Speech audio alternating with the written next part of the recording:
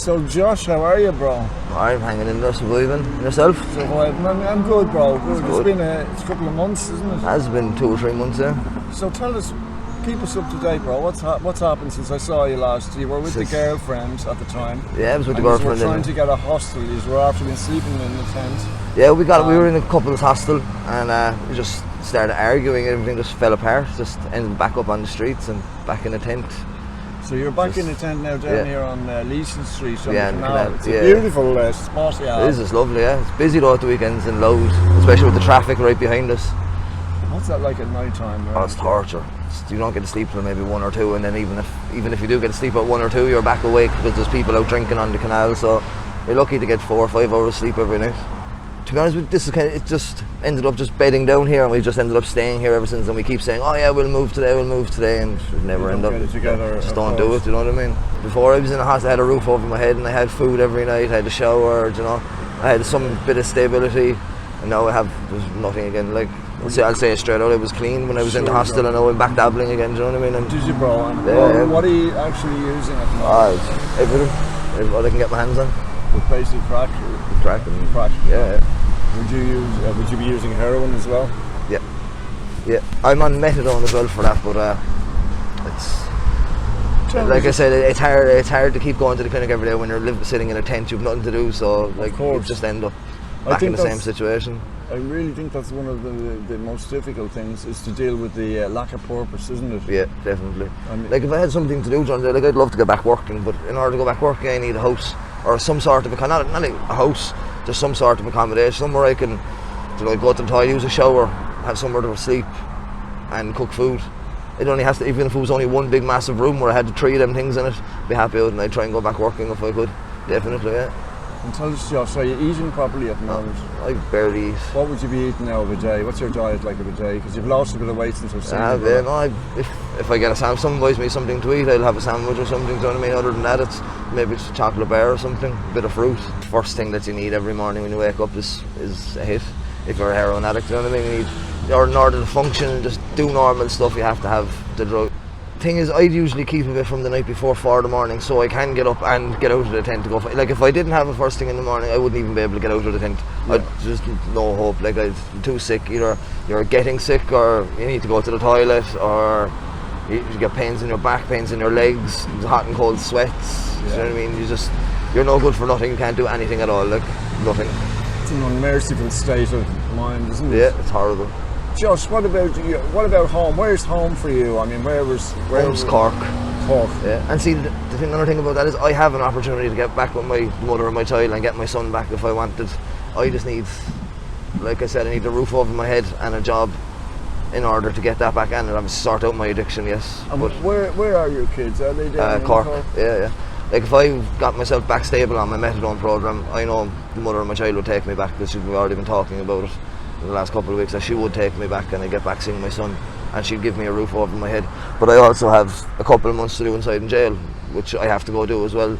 So as she said, if I go hand myself in or go to jail, she'll talk to me and help me while I'm in jail, and then when I come out she'll give me accommodation, somewhere to live, and I'll probably get my son back that way. And how long do you have to go to jail for? Anything up to 12 months I think. I'm not 100% sure yet. And what was that about? Just drug charge and theft of a motor vehicle. Right. And you're trying to stay out of trouble? Yeah, I'm trying anyway. Good man, yeah. What about, you were on the clinic, so if you're getting methadone, right? Yeah. And it's obviously not holding you if you're still No, using. I'm not on enough. I'm only on 25 mils. I was on 120. As much as I hate methadone and methadone clinics, do you not think it might be better to up your dose and get stable as a first step further? Well, see, it's my own fault. I'm only on 25 mils. I keep missing days, you know what I mean? One day I'd go and the next day I couldn't be bothered going, and if you miss 3 days, they half your dose, so that's happened to me twice. So I'm only down to 25. It's kind of a very awkward spot you're in. You need a bit of stability, but to get the stability, you need stability, you know, to keep it consistent. Yeah. For example, there's no point in giving you a job now with no place to go, to be able to go home and have a shower and go. If I knew I had somewhere to live, I'd get my methadone every single day, and there's no questions about that. 100% I would, and I'd happily go back to work. Would you go into a hostel or into? No, I wouldn't go into the homeless hostels around here, no, because there's too much, like there's drugs just left, right and centre in front of you, and if you're trying to get away from it, and it's being thrown in your face, you're not going to get away from it, do you know what I mean? How old are you, Josh? 26. 26. How long have you been on heroin? Full time, I'd say the last 3-4 years, but before that, before that I was dabbling for a year or two, so since I'm about 19, I'd say 20. Right, bro. Wow, Yeah, so maybe 5, 6, 20. 7 years you're messing around with that Messing stuff. with it, yeah. 3.5, 4 years definitely I'm on it full time, yeah. Bro, what's your hopes for the future? I'm going to get my family, just get my child back, Right. get clean. Getting Definitely. clean is the kind of key to all of that, Yeah. isn't it, really? Yeah, definitely. Getting your health back, getting your self-respect back, getting your family back, Yeah. and like you say, your self-respect, that's a huge thing there. Yeah. For you to feel good about being Josh. And Josh, I'll just say to you, I was on drugs for years. And methadone for fucking years and years. And you can be broken that cycle. Yeah. You can get off it, and you can find a joy and a peace in your life. It's not without pain, that journey, but it's there. And if you're willing to face your own demons one day, Yeah. you can come to fully know who Josh is. And don't ever give up hope of that, of coming to know yourself. You're a young man now, you're going through a difficult time, you're going through addiction, homelessness, all of that. Don't give up hope, bro. Yeah. It'll get better. I was in your situation many times, and even at older ages than you are now. And I tell you, it does get better. You just have to want it to. And you seem to be too sensible I do want it. I'm sick to to be it. wasting your life out here. You're articulate, you can hold a conversation with you. You seem to be a pleasant kind of character, and it's a shame to see you out here wasting your life. I know when I could be chasing that up the road behind me. You see, you could be doing exactly what a 26-year-old young man should be doing, enjoying life, exploring, Definitely. chasing that up the road, all of that, bro. And look at you, you're living in a fucking tent, bro, beside the canal. Let's have a reality check here, Yep. Josh. You're in a tent and you don't need to be, bro. You could pull up out of that. Could you? You could pull up out of that.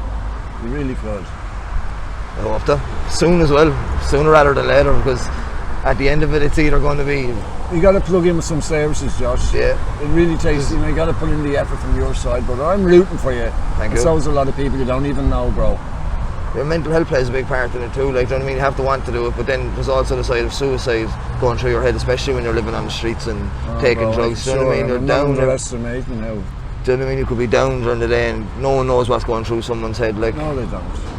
They have no Many a idea. time I've wanted to just throw myself into the canal, or sure, hopefully one hit will kill me, do you know what I mean? I don't wake up from it, but Bro, can I encourage you to dispel those thoughts when they come into your head, and to realise that nothing lasts forever, even the bad times. Yeah. And hang on in there, because you start entertaining those thoughts.